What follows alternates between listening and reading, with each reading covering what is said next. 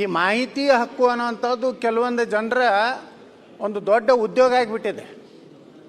ಈಗ ಅವ್ರು ನೋಡಿಬಿಟ್ರೆ ಅವರ ಮನೆ, ಅವರ ಕಾರು, ಅವರ ಅಂತಸ್ತು ನೋಡಿದ್ರೆ ಎಲ್ಲ ಅಧಿಕಾರಿಗಳನ್ನು ಬ್ಲ್ಯಾಕ್ಮೇಲ್ ಮಾಡೋದು, ಜನಪ್ರತಿನಿಧಿಗಳನ್ನು ಬ್ಲ್ಯಾಕ್ಮೇಲ್ ಮಾಡೋದು, ಇದೊಂದು ಕಾಂಟ್ರಾಕ್ಟರ್ಗಳನ್ನು ಬ್ಲ್ಯಾಕ್ಮೇಲ್ ಮಾಡೋದು, ನಿರಂತರವಾಗಿ ಈ ಮಾಹಿತಿ ಹಕ್ಕು ಅನ್ನೋಂಥದ್ದನ್ನು ದುರುಪಯೋಗ ಇವತ್ತು ರಾಜ್ಯದಲ್ಲಿ ಭಾಳ ಆಗ್ತಾ ಇದೆ.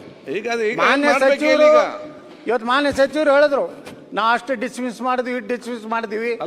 ಆದರೆ ಆ ಮಾಹಿತಿ ಹಕ್ಕು ಕೇಳೋರ್ದು ಏನೇನಿದೆ ಅವ್ರ ಮೇಲೆ ತನಿಖೆ ಆಗಬೇಕು, ಅವ್ರಿಗೆ ಏನಾದ್ರೂ ಕಠಿಣ ಶಿಕ್ಷೆ ಆಗಬೇಕು. ಯಾಕಂದ್ರೆ ಅವರು ಭ್ರಷ್ಟಾಚಾರ ಮಾಡೋದಕ್ಕೆ ಈ ಮಾಹಿತಿ ಹಕ್ಕು ಕಾಯ್ದೆಯನ್ನ ದುರುಪಯೋಗ ಮಾಡ್ಕೊತಾ ಇದ್ದಾರೆ. ಅದಕ್ಕೆ ನಾನು ಸರ್ಕಾರಕ್ಕೆ ಆಗ್ರಹ ಮಾಡ್ತೀನಿ, ಅವ್ರ ಬಗ್ಗೆ ವಿಶೇಷ ಕಾಳಜಿ ಕನಿಕರ ಬೇಕಾಗಿಲ್ಲ. ಅವರು ಭ್ರಷ್ಟಾಚಾರದ ಪಿತಾಮಹ ಅವರು ಆಗ್ತಾ ಇದ್ದಾರೆ. ಅದಕ್ಕೆ ಅಧ್ಯಕ್ಷರೇ, ಅದರ ಮೇಲೂ ಒಂದು ವಿಜಿಲೆನ್ಸ್ ಇರಬೇಕು. ಆ ಮಾಹಿತಿ ಹಕ್ಕುದಾರ ಮೇಲೂ ಒಂದು ವಿಜಿಲೆನ್ಸ್ ಆಗ್ಬೇಕು. ಅದು ಅವ್ರ ಆಸ್ತಿ ಪಾಸ್ತಿನೂ ಸಹ ಇವತ್ತು ತನಿಖೆ ಆಗ್ಬೇಕು.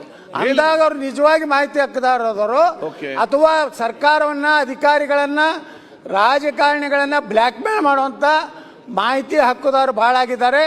ಇದಕ್ಕೆ ಒಂದು ರೀತಿ ಕಂಟ್ರೋಲ್ ತರುವಂತ ಕಾನೂನನ್ನ ರಾಜ್ಯದಲ್ಲಿ ಜಾರಿ ಮಾಡಬೇಕು. ಮನೆ ಸಭಾಧ್ಯಕ್ಷರೇ, RTI ಏನಿದೆ, it's A very powerful weapon.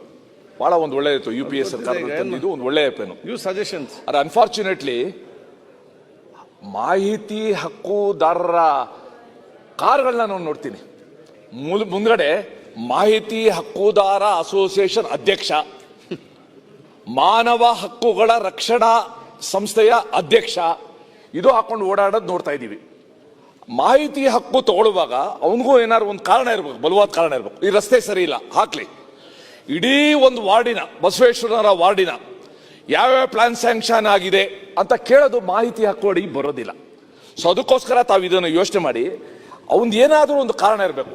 Quality of road, quality of bridge, quality of building ಕೇಳಿ ಸರ್ಕಾರದ್ದು. ಬಟ್ ಯಾರ್ಯಾರೋ ಒಂದು ಮನೆ ಕಟ್ತಾರೋ ಆ ಪ್ಲಾನ್ ಎಲ್ಲ ಕೊಡಿ, how can you ask? So ಅದಕ್ಕೋಸ್ಕರ ಆ ರೂಲ್ಸ್ ಮಾಡುವಾಗ ಅದೇನೋ ಪರಿಶೀಲನೆ ಮಾಡುವಾಗ ಇದನ್ನು ಸ್ವಲ್ಪ ಗಮನ ತಗೊಳ್ಳಿ.